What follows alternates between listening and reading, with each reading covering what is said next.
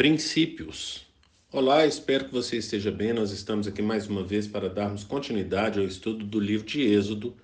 Hoje, Êxodo, capítulo 25. Mas antes, é necessário que eu faça alguns pedidos. E o primeiro é para que você não apenas curta, mas compartilhe esse estudo com outras pessoas, para que outras pessoas venham ser abençoadas. Outro pedido é para que você nos siga nas redes sociais, porque através das redes sociais da igreja você terá acesso à agenda da semana.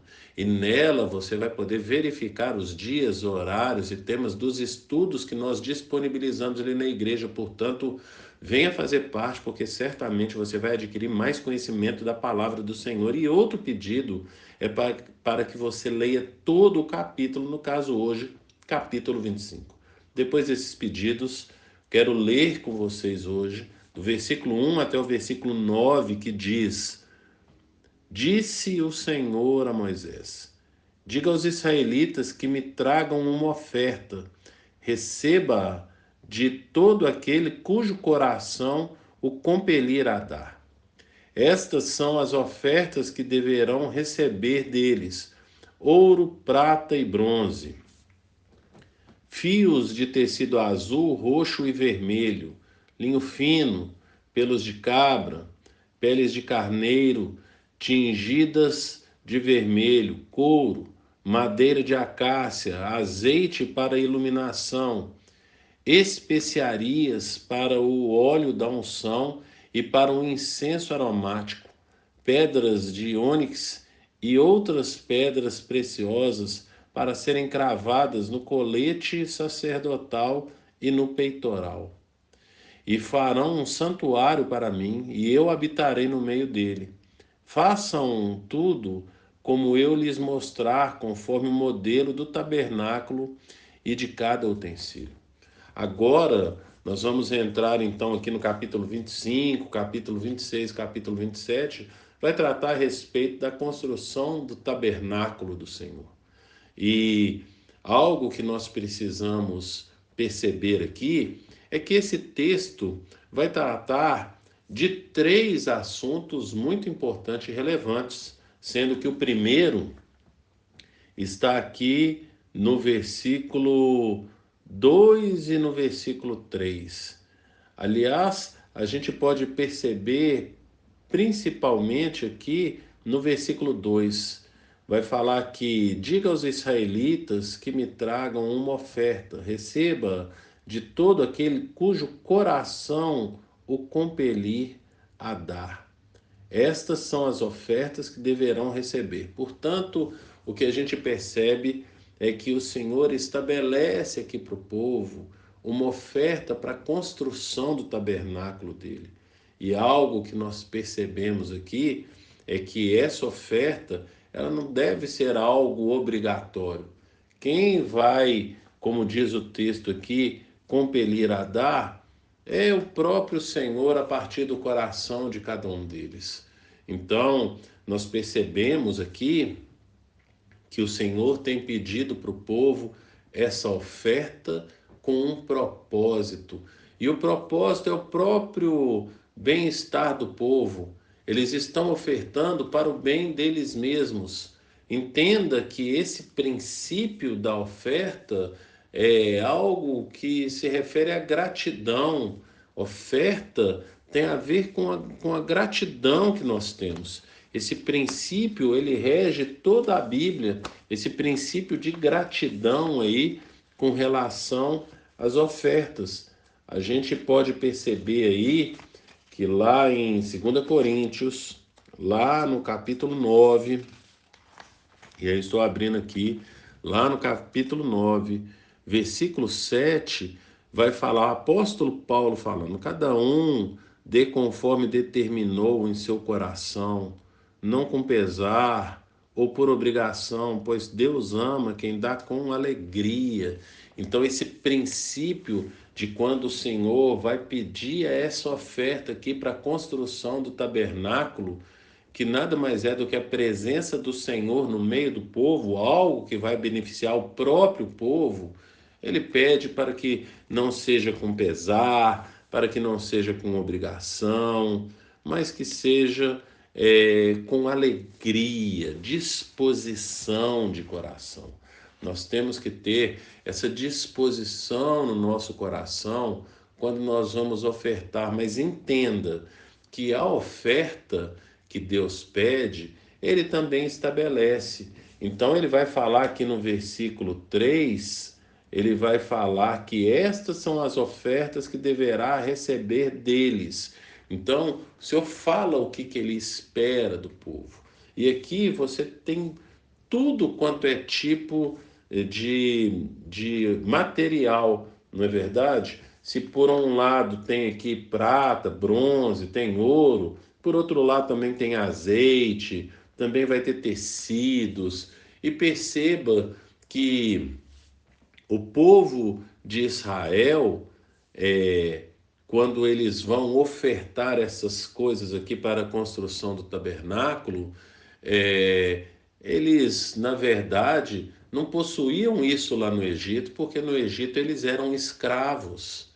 E escravos não vão ter aí essa quantidade que a gente vai ver aqui no relato, como pedimos aqui, né? É necessário que você leia todo aí, todo o capítulo para você poder compreender, né? Então, você vai perceber que a quantidade de tanto de azeite, como a gente falou, quanto de ouro, e também aí de tecidos, é uma quantidade grande, e para um povo que era escravo, eles certamente não teriam esse acúmulo, uma vez que eram escravos lá no Egito. Portanto, lá na saída do Egito, o Senhor falou: olha, quando vocês saírem, né, vocês vão receber muitas coisas aí dos egípcios. Portanto, eles estão ofertando daquilo que eles não tinham, mas eles ganharam. Então a gente percebe como João Batista vai falar lá no Evangelho de João, capítulo 3, que o homem não tem nada se do céu não lhe for dado.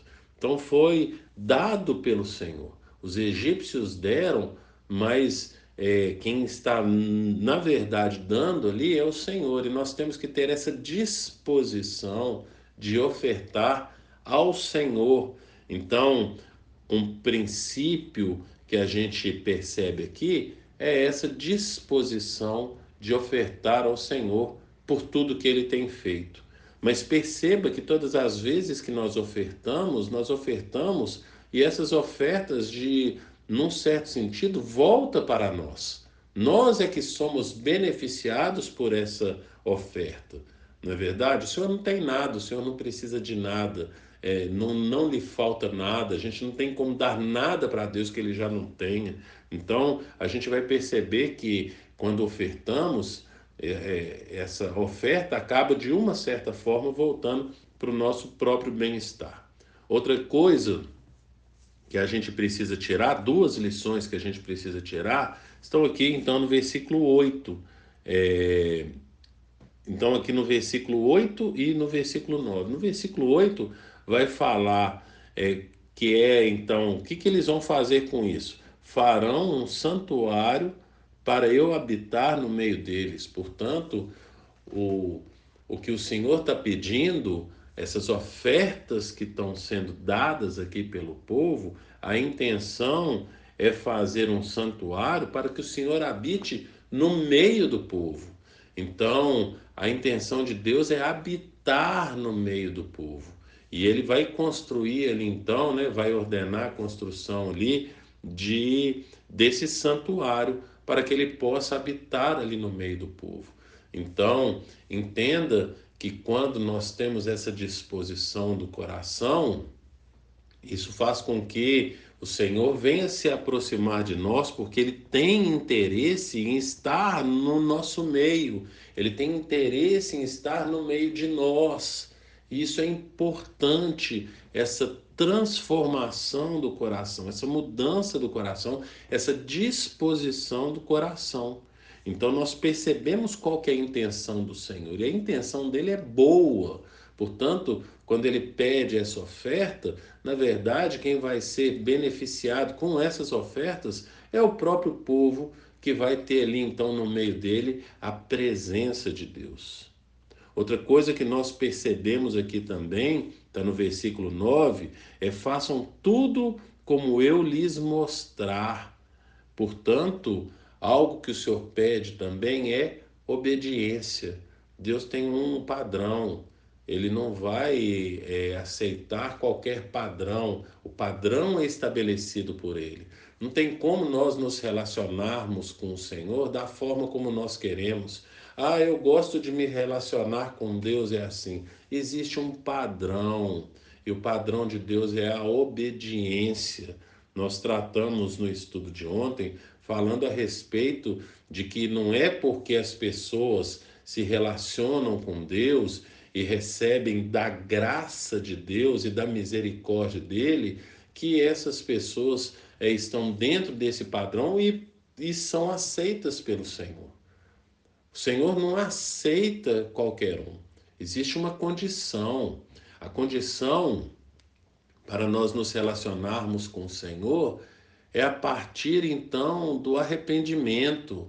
É necessário arrependimento, é necessário confissão de pecados, é necessário abandono de pecados. Deus tem um padrão, o padrão dele é a obediência. Jesus fala lá no Evangelho de João, capítulo 14, versículo 21, que aquele que conhece os seus mandamentos e os obedece, esse é o que o ama.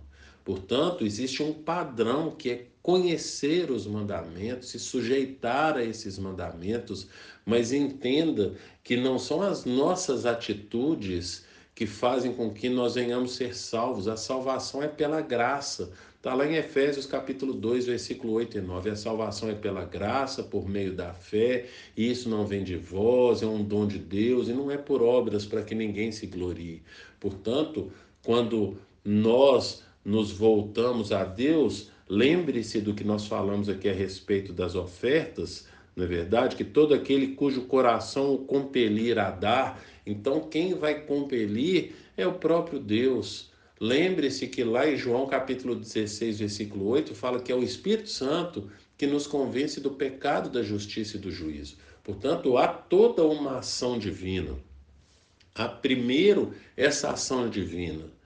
Lá no Evangelho de João, capítulo 15, versículo 16, Jesus vai falar que não fomos nós que o escolhemos, mas ele que nos escolheu.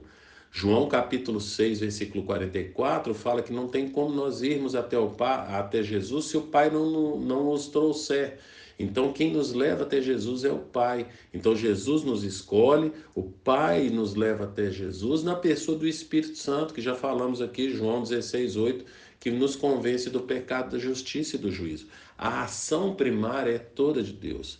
Nós precisamos apenas fazermos aquilo que ele já nos tem ensinado, já nos tem ordenado, já nos tem compelido a fazer. Portanto, o princípio estabelecido por Deus é de nós termos esse nosso coração voltado para ele e para a obra dele. Também a intenção dele é habitar aqui no nosso meio, é habitar em nós, e para isso é necessário que nós venhamos obedecer, nos sujeitarmos a ele.